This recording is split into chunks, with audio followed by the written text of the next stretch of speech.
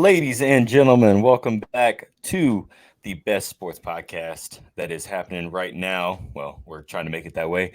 Pack the Bank podcast. My name is Cody. As always, I've got my wonderful co hosts, Aaron and CK. Before we start, we have some exciting news. Pack the Bank is now wherever you get your streaming podcast from, whether that be YouTube, Apple Podcasts, Spotify. We're everywhere now, man. So go check us out. Share us with your friends and family. Let them know that we are here to talk football all day long. Aaron, what do we got on tap for today's show? Hey, brother. Hey, we got a lot going on, man. Of course, as always, we got the rookie class. We're gonna talk about the running backs this week, top five every week. We're gonna start from now to from starting from last week all the way till we get done with every class. We're gonna go through every position of the top five rankings that we have. You know, they may not be exactly our top five rankings, and then we'll talk about some draft stuff coming up. We might end with a mock draft. Just depends on how we're feeling. Packers corner, Panthers corner, and then we'll start out pretty strong here. We'll start out with who's going to the Super Bowl. I mean, Sir. There's here we are. I mean, here's the two big teams. Now I'll let y'all start.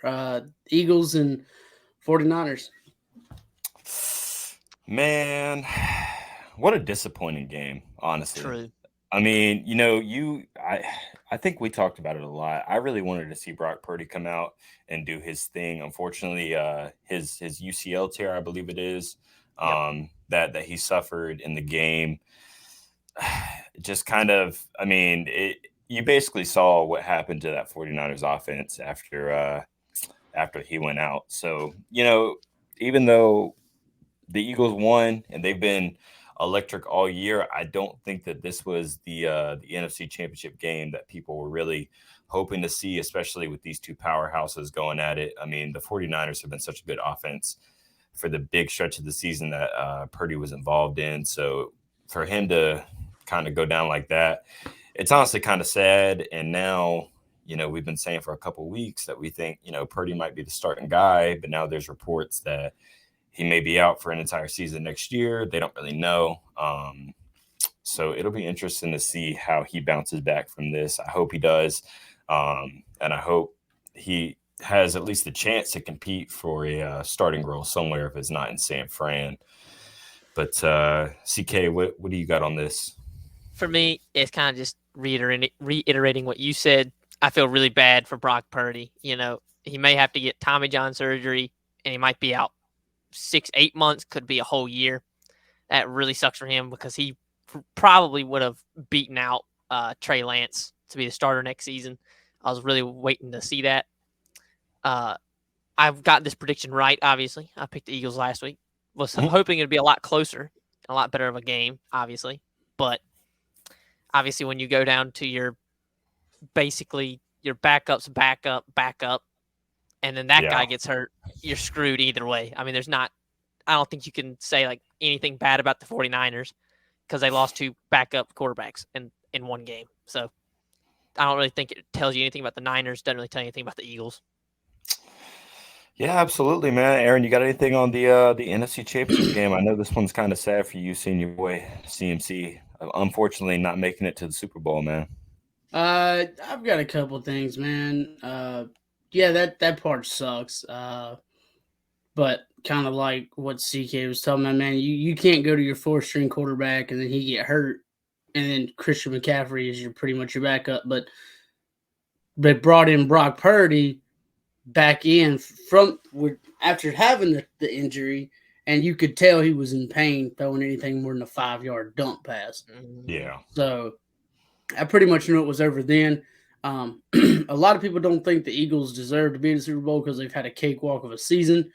I don't really know how to comment on that. I didn't watch the Eagles much this year. I just know they've been kind of dominant, but they've shown they can be beaten by like Washington and by Dallas and stuff. But the Eagles are just a well-rounded built team. I didn't expect a blowout, but when Josh Johnson came in, I kind of figured it was over. Tommy John surgery with that, man. I've seen reports about how like a lot of baseball pitchers get that, Sometimes it's not all the time, but sometimes they said that the pitchers come back and they throw faster, they throw better. So maybe this is kind of a blessing in disguise that maybe would help Brock Purdy. I hate seeing him getting injured because I 100% think he'd have been the starter next year, as he probably should have been. He didn't show no signs of not getting a starting job. I think he should already still be the starter, but he probably won't play it all next year, which is going to keep Trey Lance's job safe. Yep. Because Trey Lance was probably going to get shipped out. If not, he was going to be a backup, but then he'd probably end up requesting a trade anyway. And then of course, Kyle Shanahan and them had an interview earlier this week, and somebody asked him, what's the chances of us seeing Jimmy G back? And he said, I don't see a scenario in which that happens. So Jimmy G's kind of where Derek Carr is. They're about 99.9% out of where they're sitting right now, team-wise. Yeah. So free agency is going to be interesting when it comes to that. So yeah, but I mean, I think that with Jimmy G, I feel like we kind of expected this. I mean, you and I mean, and then obviously CK coming on last week, we've all pretty much been talking about Jimmy G like he hasn't even been a 49er. To me, Jimmy G hasn't been a 49er since last season, probably. Like, even though he played for them this year, it just feels like that organization removed themselves from him very early in the year. And it wasn't until Trey Lance went down that they were like, okay, now we need you, Jimmy. Right. I just don't think that he wants to be a part of that organization anymore. And I don't really think that they want him to be there either. So I think like in the worst way possible, it's like a mutual thing, because I feel like he really did bring a lot to that organization, especially leading them all the way to a Super Bowl and then countless playoff appearances. And now they're just like, okay, cool. We see that, you couldn't fully get it done, so you can leave now. But hopefully that gives Jimmy a chip on his shoulder wherever he'll go. That sounds vaguely familiar. Hey, man, relax. I'm just saying, like, the last couple of years, it just sounds kind of yeah, it does. But I didn't think Jimmy G didn't want to be there last year. He didn't want to be there this year. He's there just because he's there. That's just whatever. But yeah, it sucks. But at the same time, now we know where Carolina will be picking for all 4 of their picks this year from San Francisco. Did we get picks for next year too, or no? Yeah, we got 1. So we got 1 for next year too. Okay, I think it's like a 5th. I could be wrong about that though. Okay, I know we got a 2nd, 3rd, 4th, and a 5th this year, right? Yeah. And then a 5th next year, I think. So, hey, I'm down. A lot of picks, man. I think we have 7 altogether now, because we had like 3 or 4. We may have 8. I don't know. We didn't have many before this trade. We didn't have many. Yeah, no, we didn't have any. So nice. So we got him for a 2nd, a 3rd, and a 4th this year, and a 5th next year. Yeah. Wow. I remember that off my brain. Skill. Okay, that's what it was. Okay. Yeah, I went over for 2 in games this year, this week. But let's be honest. I mean, I wanted C-Mac to be in there just to be in it, but I'm cool with it because we have the picks. And then the next game we'll talk about, man, is the AFC game. In all honesty, I feel like Cincinnati probably would have went head-to-head with the Eagles a little bit better, in my opinion. But I'm cool to see Pat Mahomes back in the Super Bowl. Yes, hopefully sir. kind of more healthier. 2 weeks off of that ankle, a lot of PT going on, a lot of healing, and just kind of like, I'm sure they're not running him around at practice, killing him. I'm sure they're just like, you need to relax, chill out, we'll work through it and all that. But I'm happy for him.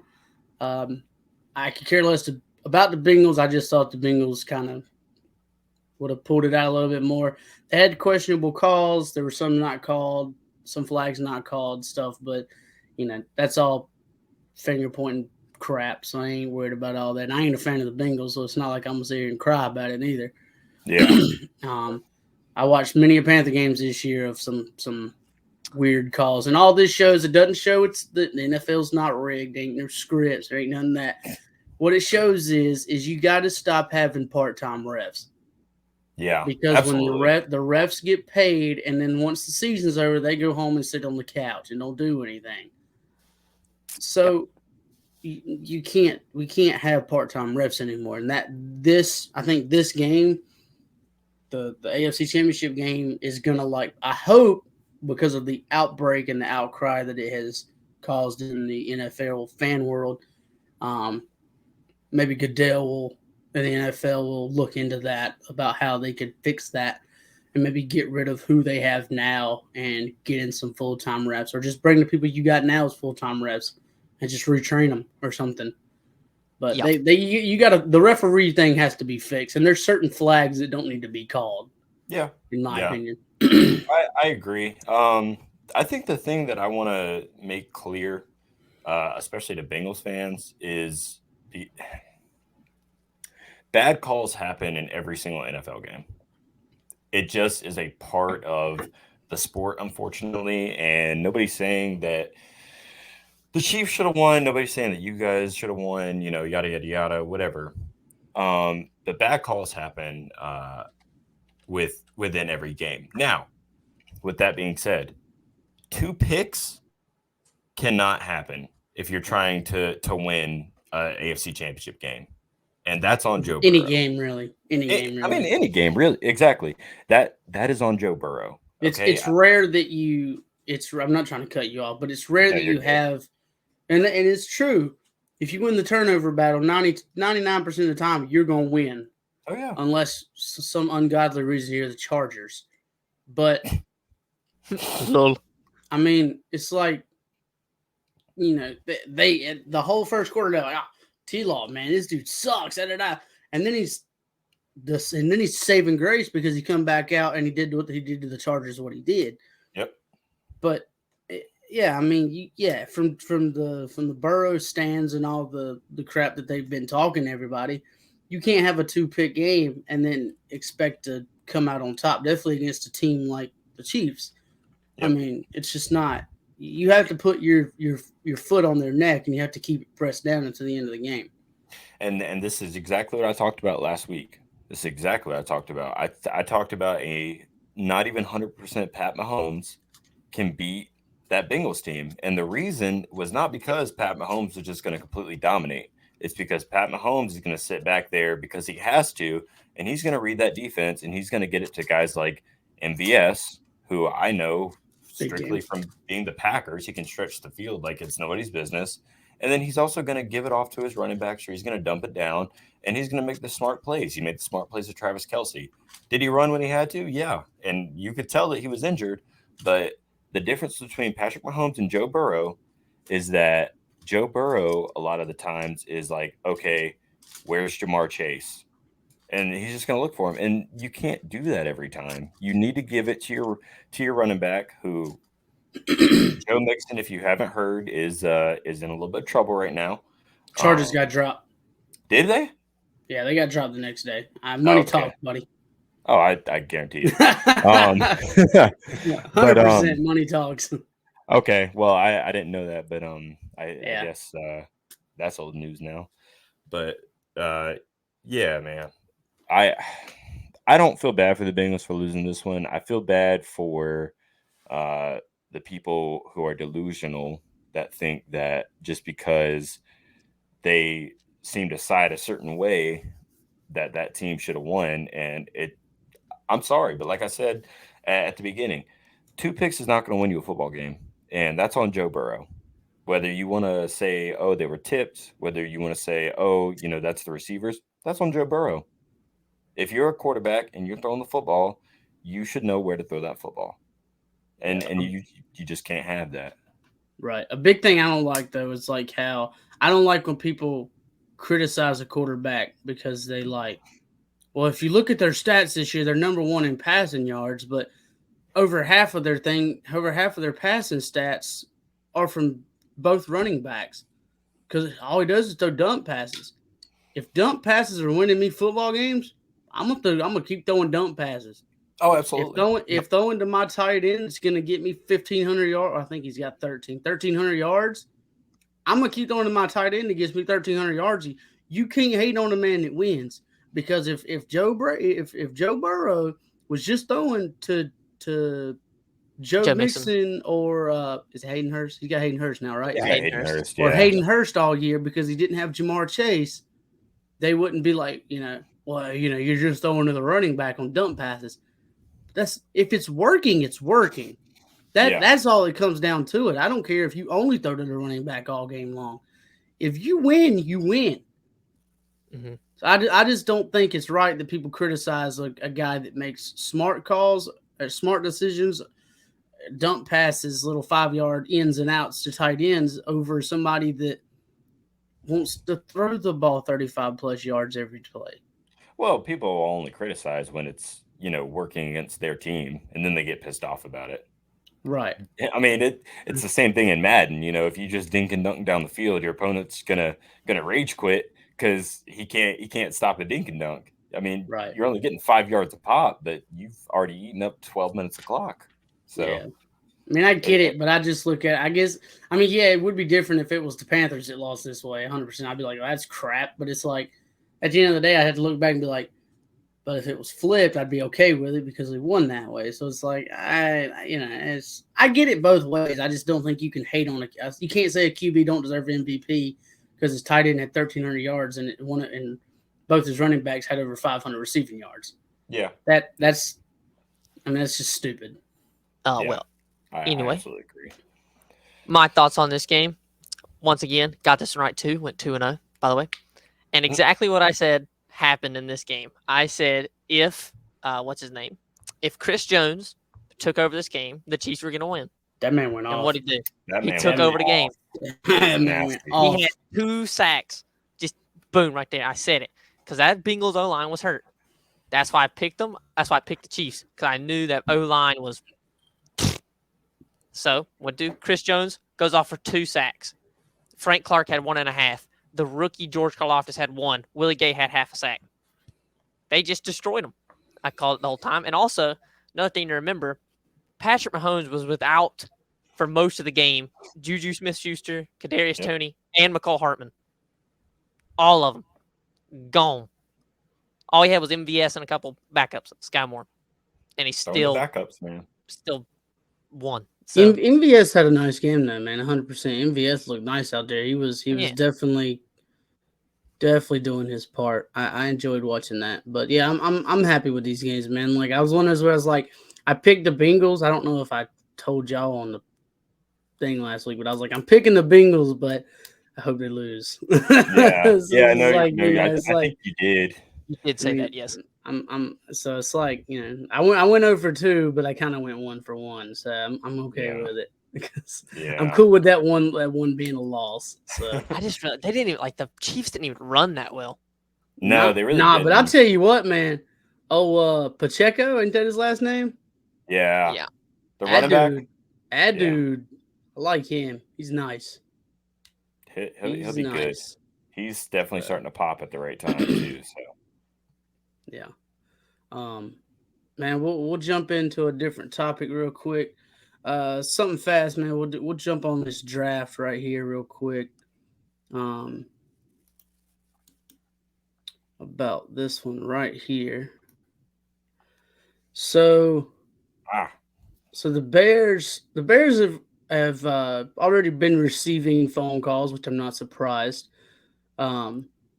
About the number 1 pick, but apparently they've already received 2 offers from 2 different teams, and neither of them are the picking number 2 Texans or the picking number 5. Are they 5? Colts 5, right? Because Seattle's 4. 4, 5, 4. Another 4. Yeah. Colts are 4. Okay.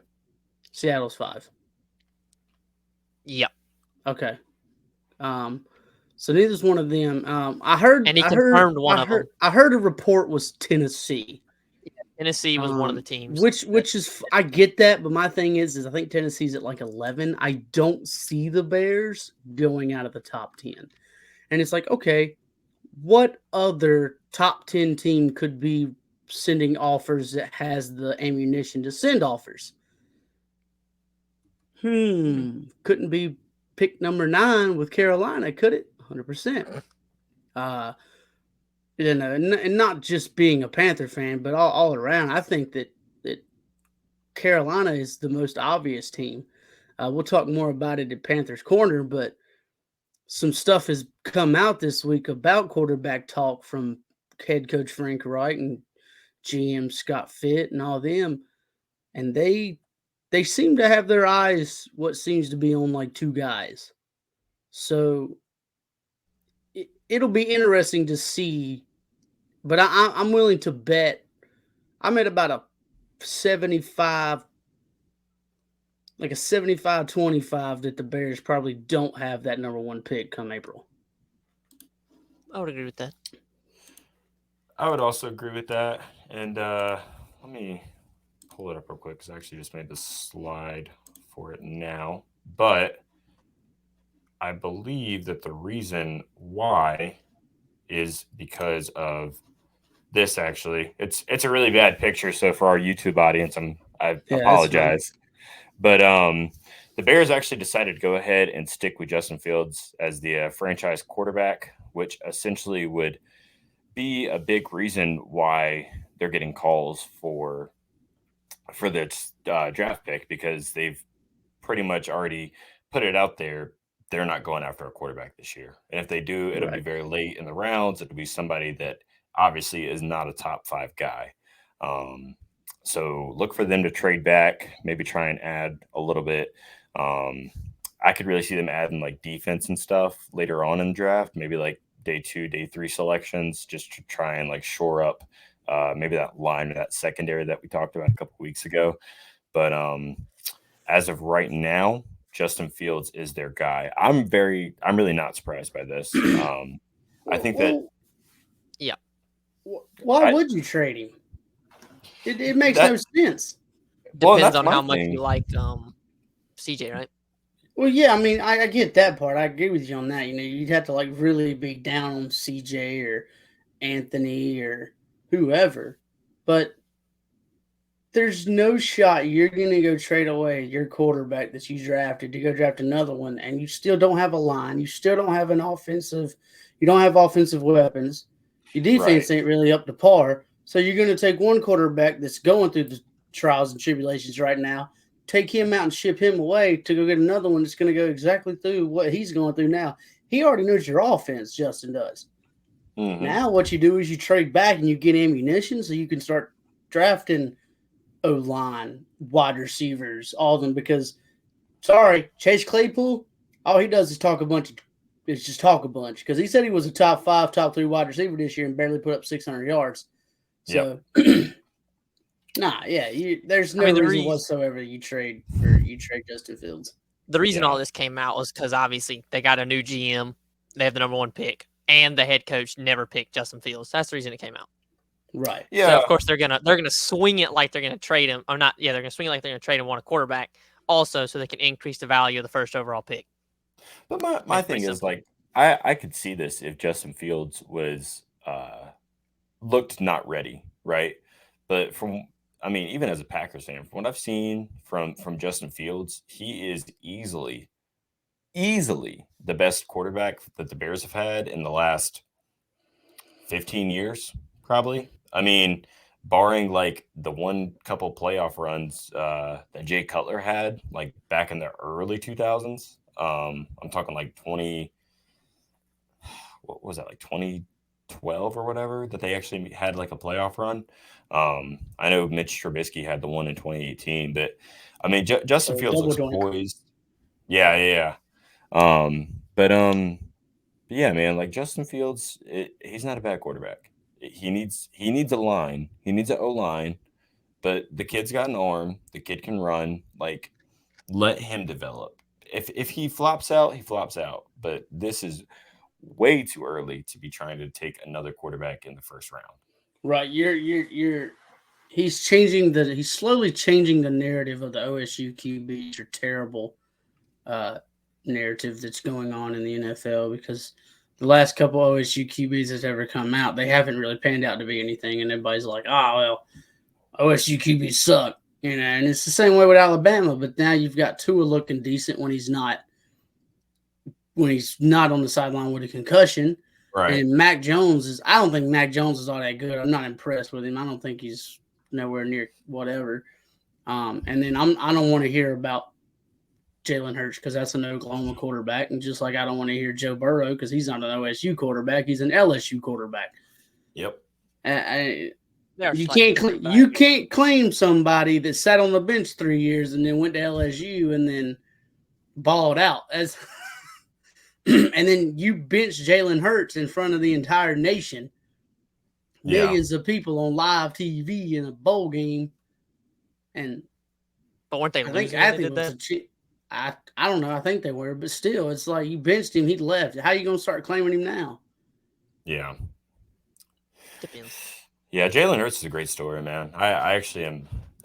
As much as I hate that we unfortunately lost to the Eagles this year, I respect the hell out of Jalen Hurts. I think he's a great quarterback. I think he's really made that. He's embraced that city of Philadelphia, and I think that they have their guy for the long term, and I'm real happy for him.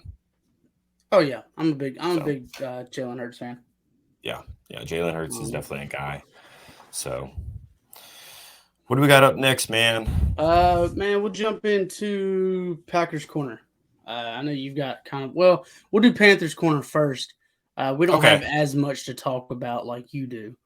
I know. Yeah, I got a little bit of lot on your mind. Yeah, I do. Jump into Panthers corner real quick. Alrighty, we'll start with this video.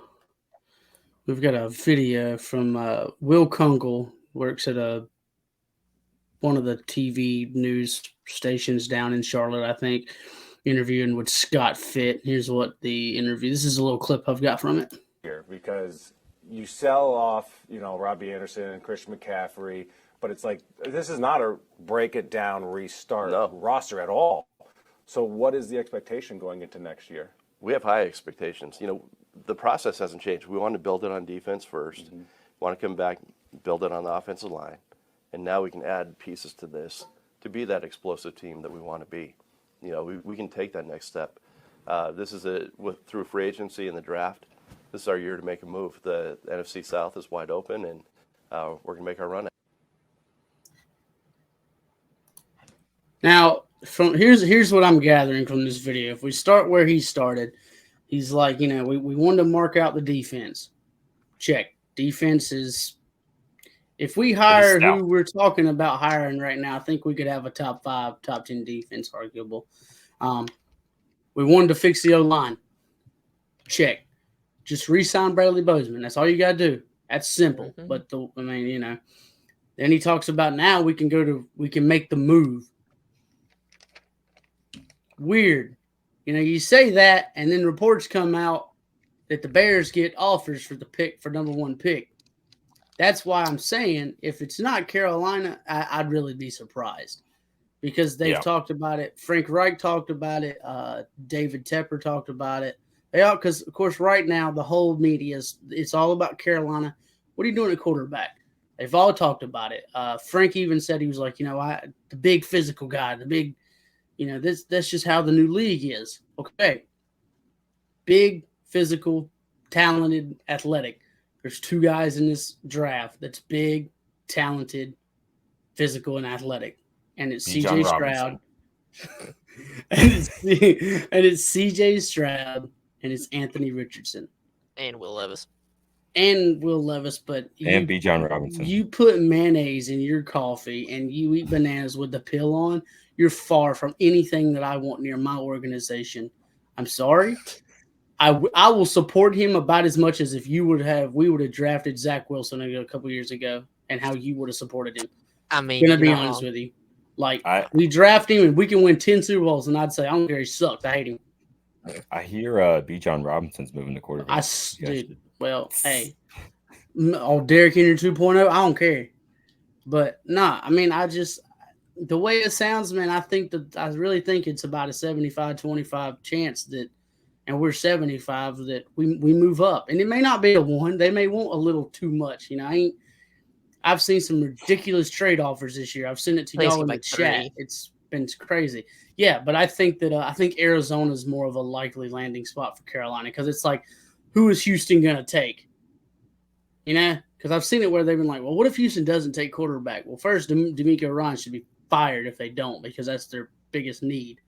Oh, absolutely. Mm-hmm. But, maybe they don't. Fine, whatever. Now you've got all 4 sitting on the board, and they're all yours. You take who you want. But more than likely, they're probably going to take Bryce Young. He's the best in the draft quarterback-wise. He may not be the most pro-ready, but the man looks just about right there. He's on the brink of being the most pro-ready quarterback in the NFL or in the draft class. And they say it's not him, it's Will Levis, because Will Levis has been playing in a pro-style type offense. But still, man, Bryce Young, man, that little Drew Brees, he's a little different, man. I've seen that man make some throws this year that was unbelievable. But yeah, I think it's either we're going to trade up to 1 or 3 more than likely, and it's probably going to be C.J. Stroud in my opinion. I think they've already said he's kind of the apple to our eye right now, so it'll be interesting. But yeah, I'm excited to see what you guys do, man. I think I know that Aaron, you and I talked about it probably I want to say the second show maybe. It was either the second show or we didn't talk about it on here at all, and it was on the group chat that we have. But you guys were talking about how, none of this had happened with like Matt Rule, right? Like it was they didn't talk about like cohesion, about like actually building things up, and I feel like there wasn't a whole lot of like a plan as far as like, okay, cool, we're gonna attack the line, we're gonna shore up the defense, we're gonna go get some dudes in free agency, and then we're gonna actually make moves in the draft. I feel like it was just kind of a wait and see type of feel when Rule was here, and I feel like this is kind of Frank Reich meeting with you guys as top brass and being like, we need to do this, this, and this, and we need to like not flame out in my first year, and we will be successful. And I think that really speaks volumes to you guys. I know if it was my front office over in Green Bay, I would definitely appreciate it. We've done something similar before, and I really appreciated it when we brought on Za'Darius and Preston Smith, and then went on to get Darnell Savage and those guys in the draft. So it really does help out a lot when you have a front office that wants to step in with a new head coach and be like, all right, we need to be no longer in rebuild mode. We need to be in either reload or like win now mode. And we are literally one guy away. So let's go and get that guy. Yep. Right. I mean, I wouldn't say we're in rebuild no more. We're not in win now mode either, but we're definitely in that you're reloading. Yeah. We're not one guy away. We're like 4 or 5 from a Super Bowl. Yeah. From the division. Yeah. Now the playoffs, absolutely. You draft C.J. Stroud, I'm about 90% sure you're winning this division this year. We win this division with anybody. 100%. Yeah. Will Levis, any of them, we probably win the division. Yeah. I'd even say Hendon Hooker probably, and he's a 5th round draft pick at best. Yeah, I was gonna say, I don't know how aware you guys are, but that whole joke that you guys like to give me about how the NFC North is the easiest division in football, it's you guys now. NFC South is. NFC South has been a joke for years, though. I mean, NFC South, you could literally like drop a pin on the floor, and you probably won a playoff game. You probably are in a playoff game. Yeah, I mean it's a sad division right now, but it could very much be quick and change because we could draft CJ, Atlanta could somehow trade for Lamar, New Orleans picks up Derek Carr in the free agency. Yeah, and then Tampa Bay does something. Tampa Bay is probably going to go back to being Tampa Bay. Tampa Bay tanks, and the next year they get Caleb Williams, and now we're sitting at we're not the laughing AFC stock, West 2.0, but. Yeah, we're it's a scary that we're knocking heads every week when we play each other. Tampa Bay gets Jimmy G, and then it all just goes to. Hey, I don't think it's out of the question for him though to go to Tampa. Why not? Absolutely not. I mean, but you go to the Raiders, no cap. I just think that with Matt Rule, there wasn't a plan, but his plan in free agency was, where's my Baylor and Temple guys? Yeah. It can't be like that. Stakes, I get it. You want to bring in Hassan Reddick? I was down for it because I knew how Hassan Reddick was. And Hassan Reddick's doing what Hassan Reddick's doing. And we let that man walk. He was probably going to walk anyway. But because he went to Philadelphia where he's from. He went to Temple Universities, and that's over in Philadelphia. So he wanted to be close to home. I get it. I'm glad for Hassan. I'm glad he's doing well. If the Eagles win, he's my pick for Super Bowl MVP. Dog. Solid. But, Rule treated it too much like it was college. And you can't. When the guys get in trouble, you can't make them run a lap around the field, man. These are 27-year-old men. Yeah. Did you see what Steve Smith said the other day? I haven't watched his podcast, but I heard he brought it up. I'm going to listen to it probably Monday at work. But he said something. He went off. Oh, what was it? Oh, he was talking about. Okay, so one of the players texted him about what Rule was doing before a preseason game. Well, he said he walked in about 2 hours before the preseason game, and dudes were like listening to music as you do, getting ready. He goes, "Everybody off the music. I want everybody watching film." And Steve was like, watching film 2 hours before a game and learning your playbook 2 hours before a game doesn't work. Isn't that like the only thing you should be doing, yeah, it's like you should know all that stuff beforehand, and then like 15, maybe you glance at the playbook just to get a refresher. You shouldn't be studying the playbook 2 hours before the game and not just, getting yourself mentally ready. It's crazy. And he also went off about some other stuff, but you should watch it. Yeah, I'll listen to it. If it's on Apple Podcasts, I can listen to it. If not, if I go to YouTube and watch, I'm subscribed to his channel. It's great. But, yeah, that's what I'm saying, man. He can't be like that as a head coach, man. He's not in the NFL. And that's why I think he'll never be back as a head coach in the NFL. Oh, absolutely not. Or at least you have to be winning to be able to do it. You can't do it. Or that too, man. Yeah. And that's another thing. You bring up, how Cody said earlier, Frank come in with we're doing this, and this. 100%, because there's no shot. And I don't care if people say, well, what if we get Derek Carr? What if we get Jimmy G? There's no way. And I'm willing to bet my next 4 paychecks, there's no way that Frank Reich sat down and they I'm sure they brought up the quarterback position in the interviews. Had to. And he said, well, Derek Carr is going to get released or Jimmy G is going to be a free agency. Because if I'm David Tepper, when you sit down and I ask you about the quarterback position, and you say after the last 4 years of us quarterback hopping, you go, Derek Carr's, I'd be like, get out, leave my office, and don't you ever come back. Yeah, especially when he got talked out of Justin Fields and got talked out. He got talked out of Justin Fields, and we got talked out of trading up for Jay Herbert. Yep. And Justin Fields sucks because Fields was right there. Yeah. We had Fields in our hand. Didn't have to move. He was there for the taking. I really thought you guys were going to actually draft him. We did too. And we took J.C. Horn. I think I was on FaceTime with CK when that happened. Yeah, we were on FaceTime. We was upset, but we like J.C. Horn. We ain't hating on J. Horn, man. That dude's a dog. I cannot wait for the draft special. But man, dude, you knew the big issue was there, man. And he was on in Panthers Confidential. They showed a part where it shows their top rated guys. And you can see the top 5, but that 6th guy, they kind of blurred him out a little bit, but it looks like it says Fields. So it's like he was on your big board, and he was there, and you didn't take him. And you had 3 receivers Panay over Sewell him. was the number 1 guy we had on our board. If Panay would have failed, we'd have took him, which I wouldn't have been against either because we had a left tackle. But I was like, it's left tackle, then it was a quarterback, and then it was corner and all linebacker and all that. Now they had receivers and corners over the quarterback. They did have a receiver. Yep. They did have a receiver. They had both receivers. They had Devontae Smith and Jalen Waddle over him. Yeah, that's right. They did. I forgot about that. That's what I'm talking about, man. Both of those guys wouldn't be bad for you guys, but just at that point you didn't. You had Robbie. You just paid Robbie and you had DJ.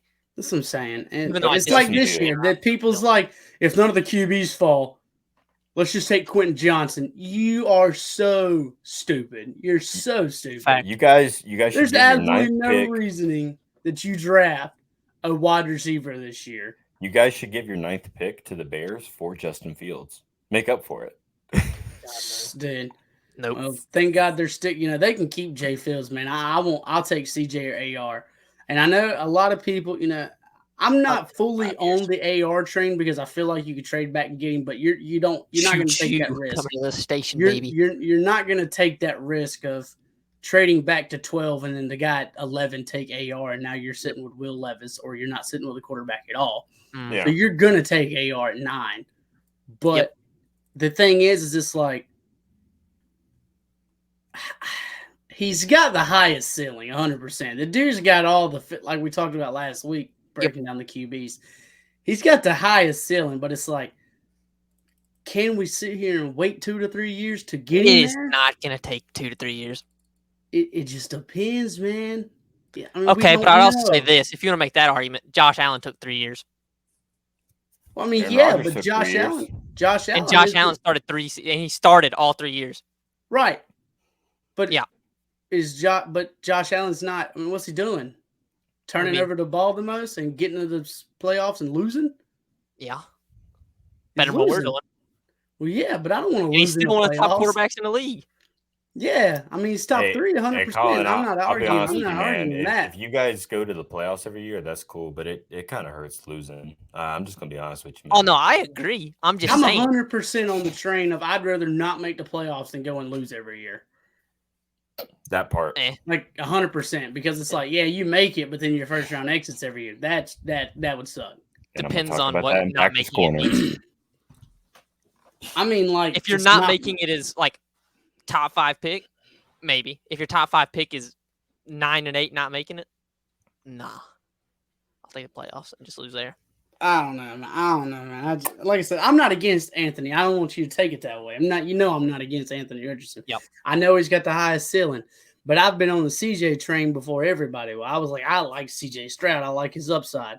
He's not got the highest ceiling, but I mean, I don't think CJ's bad. Don't say everybody that's saying, "Oh, it's going to take him 2 to 3 years." That's just no. We've seen what Frank Reich can do with quarterbacks. Yeah. Oh, absolutely. So that's why if we take the best AR, quarterback ever, but I'm just saying, like, it's not going to take him 2 seasons. Like, there's some people out there saying, "Oh, it's going to take him 2-3 years just to start." Like, you are an idiot. Not on the Panthers. No. Exactly. Yeah, exactly. Not on the Panthers. They happen. No, he may not be good, but it ain't going to take that long. Whoever you guys are drafting this year will start for the Carolina Panthers this year. Yep. I fully believe that. Mm-hmm. Whether it's CJ, whether it's Anthony, whoever you guys draft in the first round is going to be a day 1 starter because you guys need that. I'm not fully. I'm okay with it because it's going to happen. But if we had somebody like a veteran that we could have he could sit a year, I wouldn't be against it either. So you don't throw him out in the fire and he gets killed. And he looks terrible because what's going to happen is CJ or AR, they're going to go out there and they're going to make the rookie mistakes. Yep. And all Panthers Twitter is going to be like, we shouldn't have. This guy's a bum. Why did you draft this guy? Who is this guy? He's throwing 2 picks a game. He sucks. He's a rookie. He's got to learn. Yeah, either make the rookie mistakes year 1 or year 2. That's what I'm saying. I'd rather you get all your mistakes out now so that next year when you come back, you go from throwing 19 interceptions to 9. I mean, just look at Trevor Lawrence, right? Be honest. Yeah, look at T-Law. T-Law, everybody's like, oh, bust. First off, you call T-Law a bust, you don't watch football. But, man, I mean. Didn't he break, like, Peyton Manning's, like, interception record as a rookie? Or is that? I don't think it was that bad. That was that. Oh, he had 17. I don't think it was that bad. Yeah, let me see. I'm looking this up. Peyton Manning had, like, a lot. He had, like, 25, I think. You have 25? He had somewhere in that ballpark. Is it in the 20s? I think it is in the 20s. His rookie year, what did he throw? Oh my God, he threw 28. Jesus Christ. 28. Look, I was being generous. I was like, Man about had that 30 for 30 like old Jay Winston. J-Bo Winston, baby. God, he almost did. That's awful. Oh man. And that's when that's before like the throwing age started. Yeah. That's when that's still peak running. Oh my God. Peyton said F it, Reggie Wayne's up there somewhere. Hey. But this is my thing, man. Let's say this. Let's say Carolina He Draft finished CJ second Stroud. for Offensive Rookie of the Year voting that year. Let's say CJ Stroud gets drafted by the Panthers, right? Yeah. And this would be my ideal scenario. You draft CJ Stroud. He looks decent. Next year we make the playoffs and we're sitting at let's say we first round exit, so we're sitting at like 18, 19. I doubt this happens 100%. Maybe he falls and Marvin Harrison Jr. is sitting on the board. Do you take him and pair him back up with CJ to have that 1 and 2 If he wide makes it receiver to duo? 18, yes, you do. But as Yeah. you said, Because I'm not trading up for him. No, absolutely not. But if he falls and we're sitting, let's say we don't make the playoffs and we're sitting at 15, 16, and he falls, why not? Well, I mean, yeah, if Pair he him falls. up. you don't really have to look any If further. yeah, like I said, if he falls, you That don't makes really a have to call. look any further though to wonder if that works than Cincinnati. right? Bengals.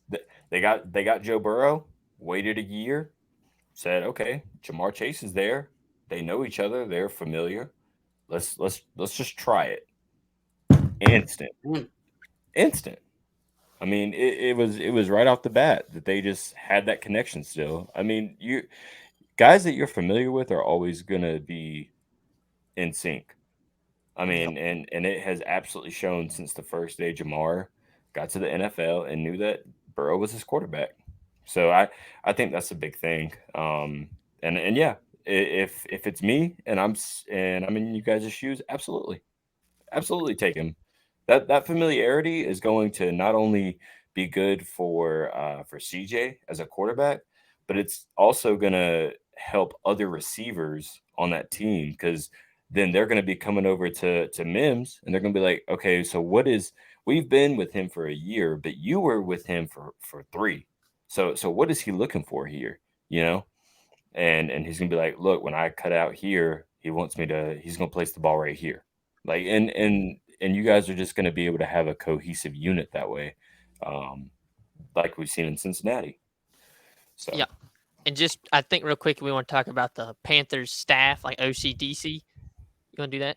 Yeah, I'll let you start. I got the names. So first off, the 3 names that I've seen a lot of is Deuce Staley. I think he's a running backs coach for the Lions. He's already somewhat confirmed to be here. Sort of, kind of. I think it depends on some other moving pieces.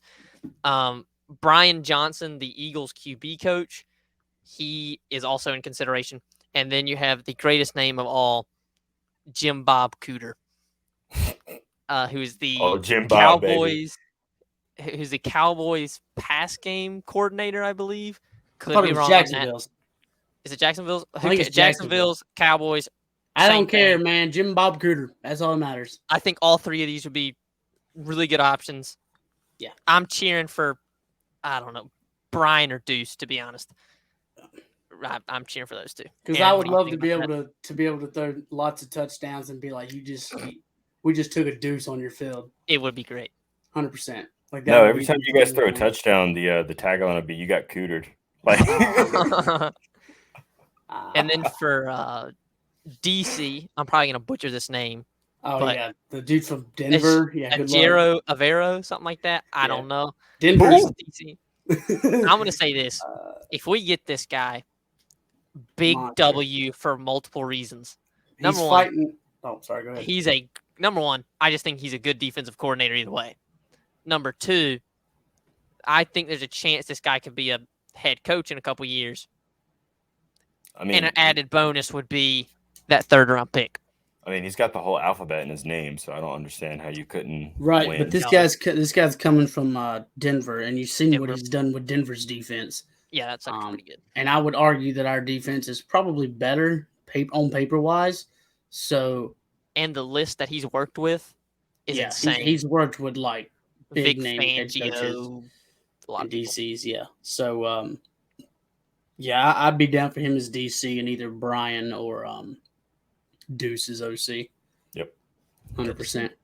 But we will, man. We'll jump into Packers corner, man. I know you've got a decent amount to talk about tonight.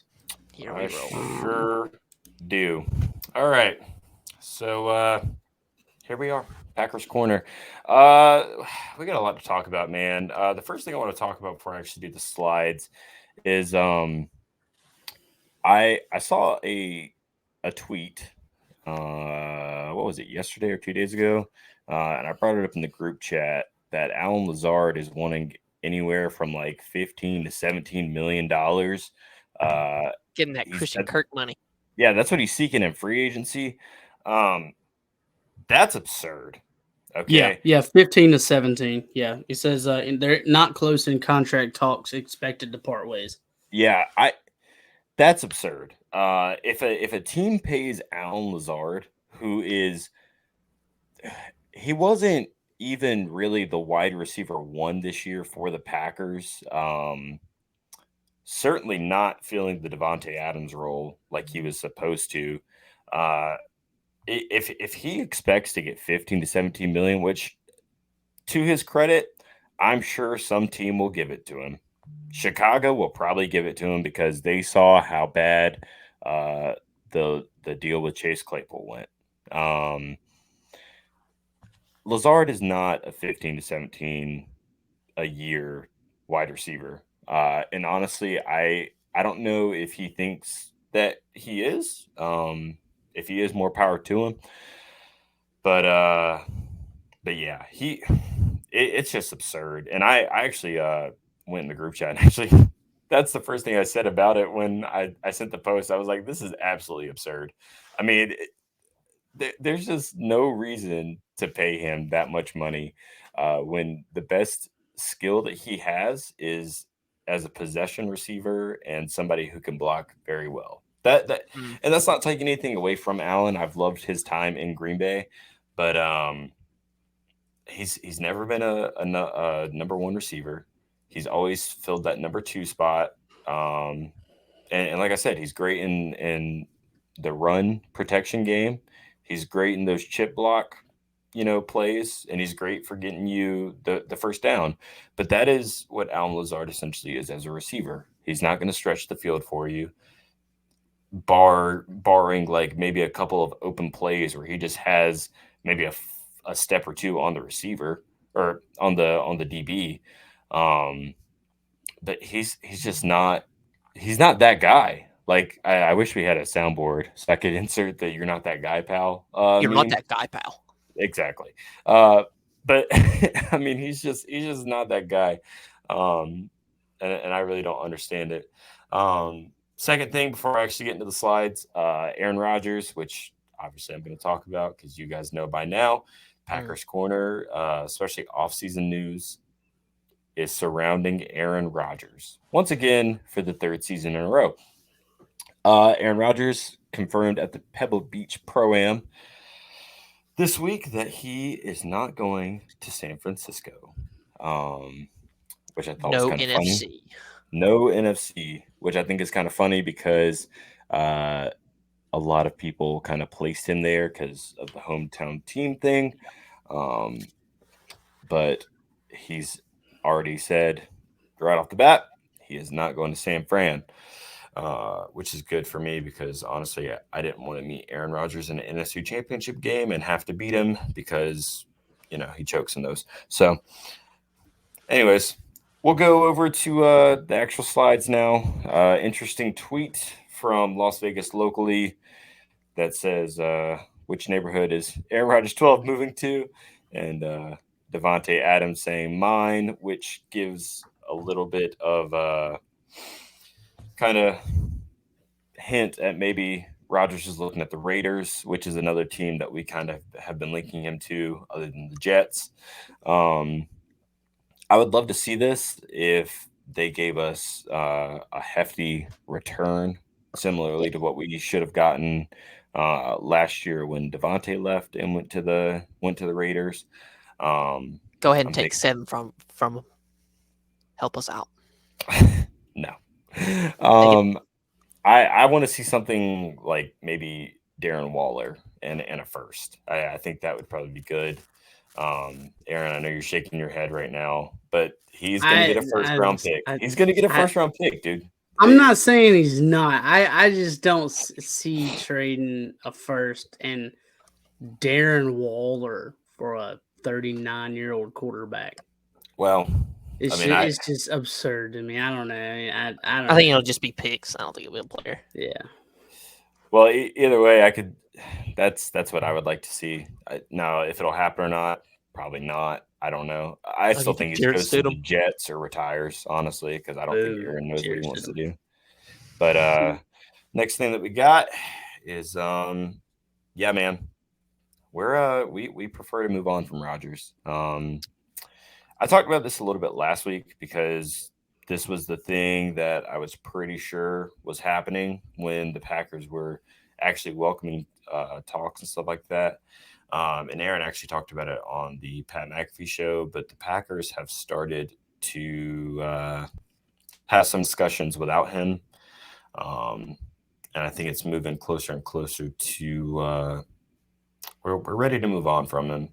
I think this is one of the two situations that I saw playing out, and the one where I kind of talked about. I can see him kind of coming in one day, and they say, "Look, man, thanks for what you've done for us, but we're ready to let you go." And I think Aaron's not going to hold the Packers hostage. I don't think he's going to be like, "Well, no, like I'll stay and I'll play and all this stuff." I think he'll understand, and if he wants to keep going, then he'll probably say like, "Look, this is who I want to go to," and the Packers will accommodate it. And I think that is going to help us out a lot because hopefully, if it's not a large load, hopefully they agree to at least cut in half his salary cap hit, so it's beneficial for both sides. But it's Jordan Love season, baby. Let's get excited because I am super excited. Jordan Love is going to be great. I love that we're gonna what looks like we're gonna move forward with him. I am super excited. Aaron and CK know I've been a big Jordan Love fan for a very long time. I have his jersey hanging in my closet right now. I'm very, very excited to see Jordan Love start and develop into the young man that I think he can be. You guys got anything on Packers corner? Hope it works out for you. Yeah, I ain't really got much, man. Like I said, I say it every week, man. I don't know how you get a first for a 39-year-old quarterback, but I've seen crazier things happen. So if you get one, your best bet's probably going to the Jets. I don't know if you get a first from anybody else. But I think the Raiders are stupid enough. But the Raiders are definitely pretty dumb. Could we not see a quarterback swap and just send Derek to Green Bay? We don't want him.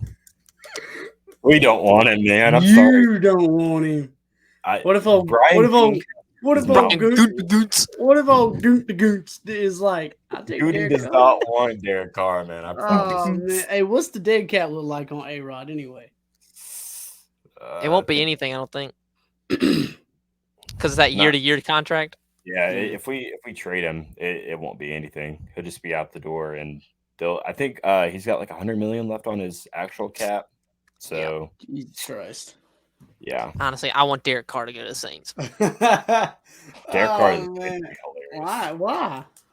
Because have you seen how much money he costs? They're at -60 right now. They get Derek Carr, they go to -90.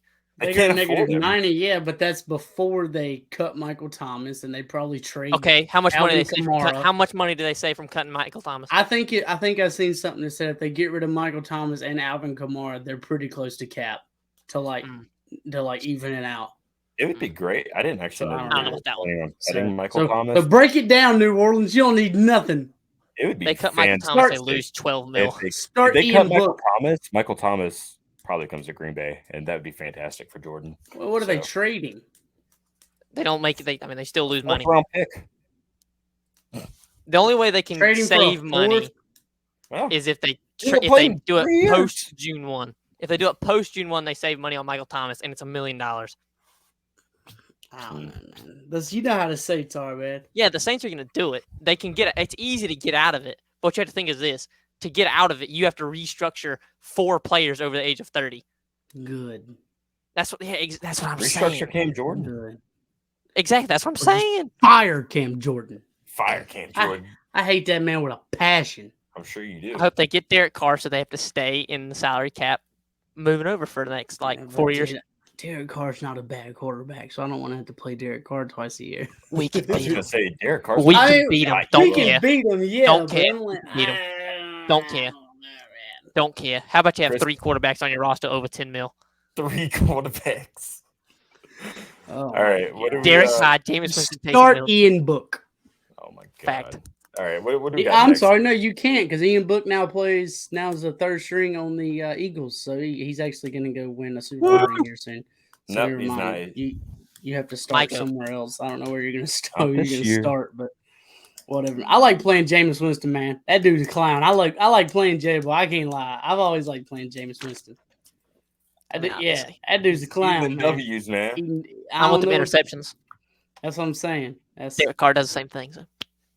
Derek Jesse Carr does Horn, not man. throw as many interceptions as James Winston. Not as many, but That's you don't throw to J.C. Horn. I'll tell you that. How about that? You ask any Yep. quarterback. But man, we'll jump in. Okay, I seen you little eye roll. I bet Jordan Love throws an interception to J.C. Horn this year. I bet he doesn't. I put 5 on that. All right, bet. I bet. And listen, and this is why, because JC is going to be looking for the ball, and Christian Watson's just going to run past him, and he's going to look for the ball. Okay. no. You're talking about the number one That's lockdown corner in the corner in the NFL is going to just be burnt by Christian Watson. Jair Alexander can't be burnt. They're on the same team. Cap, I sent you the numbers. You know the okay. numbers. Okay. You know okay. that you know the numbers. I know Numbers what- don't lie, buddy. Stats don't. Hey, ball don't lie, baby. Oh man, we're gonna hate each other that week when we play on this thing, man. Oh, dude. Let's jump to the running back class, man. We'll All right, jump, man. do this real quick. Here we go. It's our top 5 of the running back class. I mean, That was a the smooth fifth transition. guy, I think the 4th and the 5th guy are kind of all interchangeable. I mean, you got Zach Evans, you've got Keaton Mitchell. Is that his name? Yeah. Yeah, Keaton Mitchell from ECU, Zach Evans from Ole Miss. There's a couple other guys, but we'll start with this guy, number 5. It's Zach Charbonnet, maybe. I think that's how it is. I couldn't tell you. This year he had a little over 1,300 yards with 14 TDs on the ground. He's 6'1", 220. I have his pro comparison kind of being like an Elijah Mitchell from San Fran. Zach has really helped his stock this past year. His move to UCLA proved to be an excellent move. He has ideal size for the position combined with a great speed and powerful running style, and has put this all together this last season, chalking up great numbers on the ground. He's not perfect, however, and struggles in pass protection, has limited experience as a receiver, and is almost non-existent route tree. We consider Charbonnet as a likely 3rd or 4th round pick in the 2022 draft, who has promised as a starter at the next level in a run-heavy scheme. So, I mean, he's as you can see, he's a running back. He's not a receiving back. Yeah. So, just out of curiosity, are there any because obviously, you guys that watched our stuff last week, if you watched it all the way through, you'll know that I do not watch college football very often. And when I do, it's usually the good old Wisconsin Badgers, who are terrible. But are there any standout guys at running back this year, that are going to be day one picks that you guys could see? Bijan Robinson, baby. I know we have a inside joke of Bijan, but no, Dog. it's He's a Bijan dog. Robinson. Bijan will probably be somewhere between 20 and 30. He'll probably be taken. Okay. If he doesn't go to Dallas, I think Buffalo's a big. Is a big Buffalo. circle. Yeah. Because why not? Why would you not take Bijan if you're Buffalo? Yeah, You ain't I got mean, a that- run yeah. game. You ain't got a run game. Go get That's- Bijan. that's true. Yep. Who do they even have? Devin Singletary and Naeem Hines?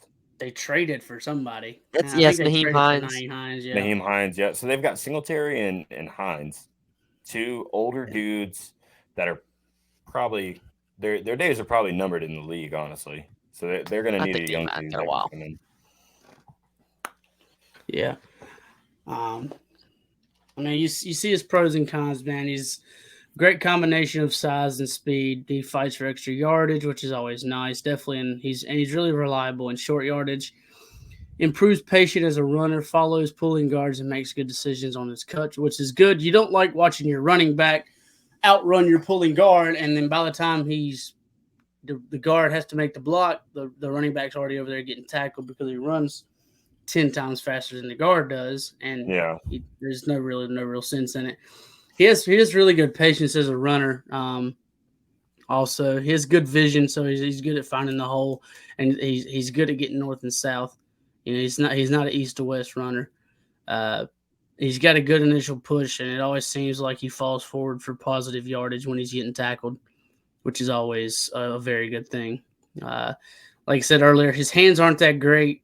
He drops passes that he's not expecting.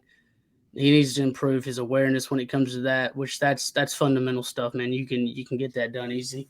He doesn't make tacklers miss, needs to develop a greater bag of tricks, and he loses momentum when his gears are down to change direction, and it takes him a few steps to accelerate. So he kind of like stutter steps. But like I said, it's kind of all fundamental stuff that can be fixed. That's the good thing. It's not stuff that's like, well, it's not fast. You can't teach speed, but you can teach awareness. It's like, hey, pay attention. You can teach. I mean, I'm just saying. It's like Not wrong. You may It's not. funny how you said it. I'm just saying it because it's like, hey, he doesn't get together. yeah. Hey, get it together. He stutters a little bit. Hey, you stutter too much, buddy. But I'm right there because it's like, he's not expecting passes not coming to him if he's not the hot guy right there. It's like, okay, but wide receivers covered. Here's my next drop. I'm throwing to you. Be ready. Just be ready at all times. Bijan Robinson will be ready. He probably will be ready. But we'll jump to the next guy. CK, you gonna take this one? Sean Tucker. Okay. Yes, Sean Tucker is also my number 4 back. So what I've seen a lot from him is just from watching. He has a good stop to him. He can cut on a dime, do everything he needs to do. He's obviously smaller, 5'10", 205. So not smaller than like a Keaton Mitchell, but not as big as Bijan or I think Tank Bigsby's quite bigger, a lot bigger than that too. So I'm just going to read off the rest of your slide. Not the flashiest or most gifted back in the class, like I just said, but is one of the most pro-ready, showing impressive patience, vision, footwork, and competitiveness as a runner, protecting the football and doing a pretty good job in blitz pickup, something that appears to be in short supply these days. Showed he can carry the load the past 2 seasons and looks like a solid bet to be among the first handful of backs off the board as polished and a safe selection. Another thing I would say, I don't think it said it, he is another issue. He's not the fastest guy. He's just not. So I don't think you're going to have him running by people all the time. But as it said, he's going to fight for every yard. He's going to run people over. He probably just won't outrun a safety or a corner like some of the other guys. Right, yeah. I mean, he had a decent 2022 season. I mean, not the greatest of people, not the greatest of the greatest of seasons. Hit 11 touchdowns, which is always nice when you put up double-digit touchdowns. And man, his comparison was Felix Jones, an older Dallas Cowboy running back. I don't know if y'all remember Felix Jones. Nope. I just had to look him up actually, and the funny thing about Sean Tucker here is in the 2022 season, he has the exact same amount of touchdowns as Felix Jones did his entire career. So I don't know if that's a great comparison. I don't know where the pro comparison really came from, but all the stuff I got written down all kind of came from the Draft Network. So you can thank the Draft Network for that. Another positive. They're not thinking a whole lot of Sean Tucker, I don't think. Another positive to Sean Tucker. He also tweets something after every game, and it's pretty inspirational. If you haven't seen those, check it out.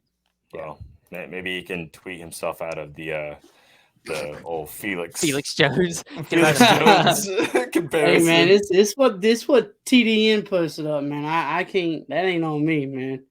So all this ain't from me. This is all from the Draft Network. So I just kind of take from them, and I watch Yep. film on them too after I do these. But like I said, his pros, man, he finishes, runs well, and flashes the ability to get small and squeeze through traffic. He's a quality receiver. He's got soft hands, but Tucker shows a good feel for catching and transitioning up the field in the screen game. I did see in his some of his highlights he was pretty nice at catching a screen and taking that thing 40, 50 yards. That's always nice. Kind of felt like somebody I've seen before, a couple running backs in the league. Aaron Jones, thank you. Okay. He's his best. I'm not even going to argue with this right now. He's at his best when he's working in the space, but I feel like that's kind of any running back. I mean, when you got space as a running back, If you're not good in space as a running you're not back, good in you shouldn't space, be a running back. Yeah, you shouldn't be. As I was about to say, you shouldn't be a running back if you're not good in space. He possesses quick feet and straight line speed, but doesn't have the elite burst to be consistent big play threat. And he's small, but he's a built runner. You know, he has a scat back skill set, which is nice, but is more of effective between the tackles. Scat pack. So Dang. scat back, yeah. Well, Yeah, scat no, I back, heard Sean. you got the scat pack. Yeah. Scat pack, Sean. Yeah, that the NIL deal is really working out for him. Nice. He's a little too indecisive, and he's hesitant at the line of scrimmage. His playing speed is less than elite, but Tucker won't run past defenders like he did at college level. I mean, he did play in the ACC, so he's not really playing the best of the best, but he's not playing the worst of the worst either. Yeah. I'm giving you your praises. Calm down. You know, No, he's Tucker trash. Tucker. Okay, all right. All righty. Tucker has a slight build, especially for a running back, and Tucker isn't going to grind out yardage between tackles. He's going to get 0 yards. He's little, so he doesn't have the power to run over linebackers. So don't expect that. But You want me to do my honorable mentions before you move to your top three? Oh yeah, I'm sorry. Yeah, No. I just want to make, because I know your top three is the same. So I know. So the honorable mention I was going to say, Keaton Mitchell. So he is from ECU. His blocking is his main weakness. It's because he's tiny, but either way, he's a really good receiver. He's good in the screen game because of one major factor. He has elite speed, elite of the elite. I believe. I could be wrong, but I believe that he has this season and last season, he had the highest recorded mile, like 22 miles an hour, whatever, of any running back in the entire country. So he's really good at that. And then the only issue for him is he is more of a complementary back than a main back. So you don't want to draft him in the first 3 rounds per se. Right. But say for the Panthers, just for an example, let's say you bring back Deontay Foreman, you keep Chuba, potentially a late round pickup where it's kind of like, okay, you go from power to half and half with Chuba to straight up just speed with Keaton. And another guy, because I don't think you have him on here, is Zach Evans. Yeah, I mentioned him earlier. Yeah, with Keaton and Zach, I said they were kind of interchangeable with Sean and the other Zach. Yeah, so he's a good receiver. He's got a good initial burst. He has pretty good speed. And then another issue is obviously blocking. So a lot of these dudes' issues that I've seen is pass blocking, but right, which can be fixed. That's the good thing. Like I said, that's all the fundamentally stuff. It doesn't bother me as much when it comes to fundamentals. Yeah, you can fix it because you can fix it. Just about any kind of fundamental problems you can fix in a player. Yep. But it's the stuff you can't. The speed, the size, you can't fix those things. Yep. I just want to get those out for your top three because I didn't want to go back 100%. To the worst players. Right. Number 3, and no, you're good. Number 3 and my favorite running back, of course, I'm kind of biased, but is Tank. My man had 970 yards and 10 touchdowns this year. Barely didn't quite hit 1,000, but he was close. 6 foot 213. That's a nice. His pro comparison was Dalvin Cook. Interesting. I don't know if I'd give him Dalvin Cook, but I don't think he's far off from Dalvin Cook. He's well built. He's productive at his highest level of college football, showing the ability to get to get to the edge in the offense, which featured a lot of outside runs from the shotgun with the elusiveness to make defenders look silly in one-on-one situations at the second level. Passing game value was limited in school, both as a receiver and blocker. So as it currently stands, has the look of an early down or committee back, particularly on a team that gives him chances to stretch the defense laterally and out. Cut upfield with the holes. Oh, material. and cut up field. Okay, yeah, little things in my way. But yeah, he's a compact runner. He has a very rare blend of balance, agility, and instincts. I mean, Tank's good, man. He really is. He finishes his runs well, and he flashes the ability to get through small spaces in traffic and stuff, which is nice.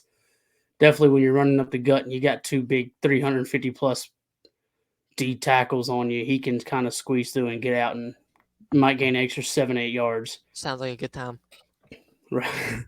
Yep. But he shows decent bursts and straight line speed. He's patient, letting blocks develop, then accelerating. He runs with a good forward lean and consistently falls forward. Shows a surprising burst to beat linebackers to the edge, can plant his foot in the ground and explode. Beating linebackers is nice. If you can get past that second line of defense, that's always nice because then it's just you and the DBs and stuff. He tends to get upright at times, too upright, sacrificing power. He's kind of a high hitter. Not always good. Lowest man wins. That's something you're taught in middle school, even before middle school. It's like Pop Warner football, man. Yeah, that's yeah. So that kind of sucks, but fundamentally you can fix that. Yep. His hands are good, but he doesn't show much feel as a route runner. He's not the great, like I said earlier. He never really got a lot of passing looks as a runner, as a running back. But and he's probably not the guy you would flex out to the wide. He's a tall, upright runner who lacks great power as a runner sometimes. So he's not a quick twitch athlete and is forced to greer down too much.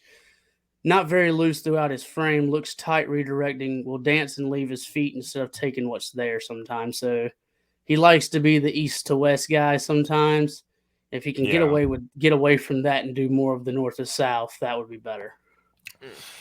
See, unfortunately, this is almost in the cons is where I could see the Dalvin Cook comparison, because I've noticed that Dalvin Cook likes to not necessarily run like straight up field unless you give him like a gut play, but like he likes to try and make dudes miss a lot, which is fine if you can do it, but this is probably where Tank is getting his comparisons, because he is more interested in, okay, can I make this guy look silly and then still get like 2 or 3 yards out of it, instead of just, hey, there's the hole in the A gap. Let me just see how far I can go before I get tackled. Right. Yeah. Fair. I can see that. I'm good with that. Our last two guys, man, Jahmyr Gibbs. This dude's, man. Dog. Yeah, he's a dog. He's little. He's kind of a smaller guy. He's a little guy. He's smaller, but his pro comparison, man, is Alvin Kamara. So interesting take. I'm not going to say they're wrong, but I'm not going to say they're right neither. Talented runner. The league has seen in a long time. It's rare to see a running back who possesses both elite pass catching ability and bell cow power running back.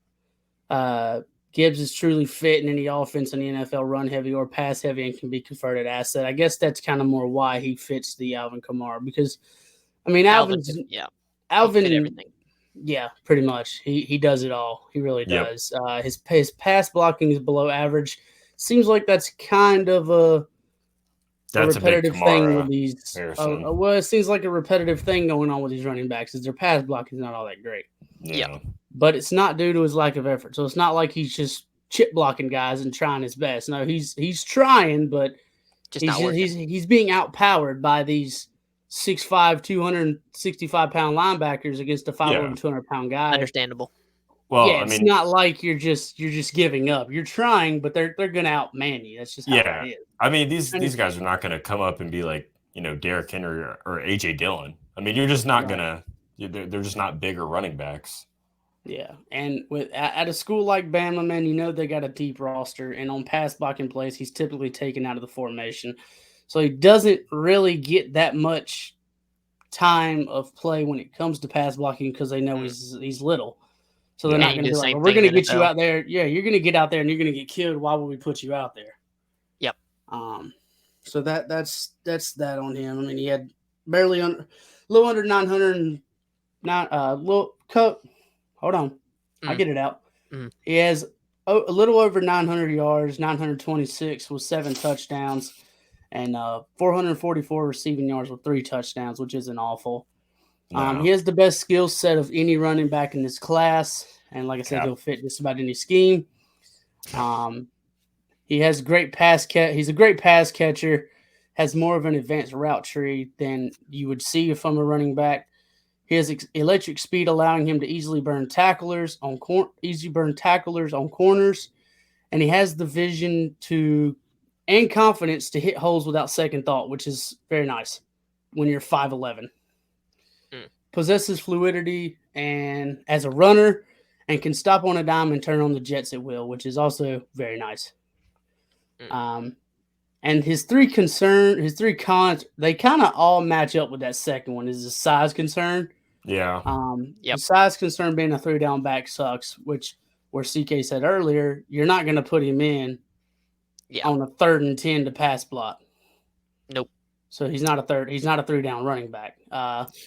Breaking tackles because of his size, and then pass blocking leaves much to be desired because of his size. So it's the size that hurts him. Yeah. You know what? I'm listening to all this stuff, and I'm not seeing a Kamara comparison, but I am seeing an Aaron Jones comparison. Okay.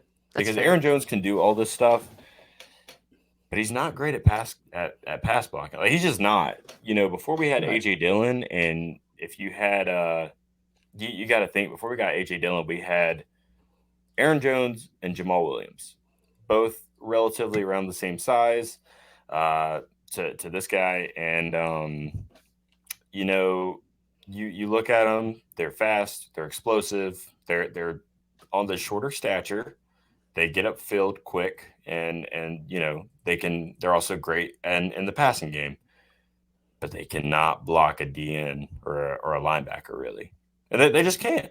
I mean, they're just smaller guys. Aaron Jones is 5'8". Like, he's not gonna do that. But what he can do is, when you're on the 2-yard line and the goal line, he can slide underneath the defender real quick and get a touchdown. And that's where they make their money as true running backs. I mean, you're just not going to get that out of this guy. So, that's what I would have his comparison as. I know that these guys are experts and quote unquote experts or whatnot, but I would absolutely put him as an Aaron Jones guy. I have a couple more honorable mentions as well. Okay, I just thought of them, and these dudes are gonna rise up the draft board. I think the first one is Tajay Spears. I think it was at the Senior Bowl. He was just wrecking people. He also had a really good season at Tulane. I don't have the stats pulled up, but he had a lot of touchdowns, I'm pretty sure. Another one is, I'm going to butcher this name, Israel Abankanda. He's a running back from Pittsburgh. He had 20 touchdowns this season, rushing touchdowns. That's tied for first in the league. And then you have 2 more. You have Deuce Vaughn. I don't think he's 5'6", so I don't know if he'll do anything in the league, but we'll find out. And then Kenny McIntosh, who's the running back from Georgia, who's also another one of my personal favorites. Now we move on to the GOAT. Nice. Yes, sir. Bring him on. And you guys talk about him, so I'll let y'all take it. How about that? B. John Robinson. Oh, man. So, obviously, I don't watch any type of college football really, except for the Wisconsin Badgers, who we have Braylon Allen at running back. He was a freshman last year, but he was very good. but let's talk about our man Bijan. He's a inside joke. Obviously, from last week's podcast, if you guys listened into that, you will know what we're kind of talking about and why we keep talking Yep. about it. Maybe you've gotten a couple of laughs out of it. But my man Bijan's being compared to Saquon Barkley, based off of just looking at his size and what I've seen in the picture and what I'm reading right here. I think that's a pretty good comparison. Like, he looks like he's produced, wherever he's played. Looks like he's that kind of player. From 20 years ago, can be viewed as a likely number 1 overall pick. And, given the current lack of demand for running backs in the NFL, especially at high selections, I don't think obviously from the slide, it says he won't be a top 10 selection, which is not very surprising given the way that running backs have been kind of viewed recently in the NFL, especially the veterans not making that big money like they were a couple of years ago. And now it's more of a wide receiver, like pay your wide receiver kind of thing. And running backs are very easily just kind of switching in and out. It's always good to get another dude in the backfield. But going over to his pros and cons here, you got Bijan brings a nice blend of size, speed, and power, which you can tell just by looking at him that this dude is going to be fast and physical, and that's always a good combination when you got a running back in the backfield. Consistently thrashes through tacklers, turn minimum gains into long ones, which you like a lot. And you see that Saquon Barkley comparison because obviously Barkley's been doing that since he got into the league and even in college. Good vision, so he's going to be able to read the hole and know where to go. Good cutback lanes. He's got good hands, so he's going to be able to catch on those screen passes. Consistent pass blocker. We have not seen that with the other guys, but honestly, I wouldn't expect you to. I think Bijan has a lot bigger size than these other guys. So he's going to have that advantage. But he also keeps his pads low and he falls forward and has breakaway speed, like Aaron mentioned earlier. When we were talking about Tank, lower man wins, right? So the fact that he's able to get low, I think, is something that's going to benefit him greatly, especially with if they put him in as a rookie on those like 3rd and 1, 3rd and 2 calls. He's going to be able to push that pile and get forward. CK, you want to take the cons? Yes, I will. So he can be a little indecisive and hesitant at the line of scrimmage. Robinson's contact balance is not elite. I believe it's still pretty good, but it's not like I'm trying to think inside. It's not like Saquon where he can just bounce off everything. Yeah.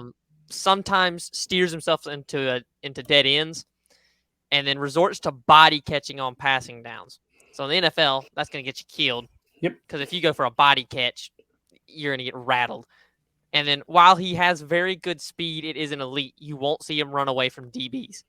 So again, I think that's pretty much everybody in this class. Like you keep saying about like the pass blocking, there's a lot of really, really good speed, but the only one with elite speed is probably, like I said, Keaton Mitchell. There's a couple other guys like that, but he's still going to put the burners on a linebacker and most safeties.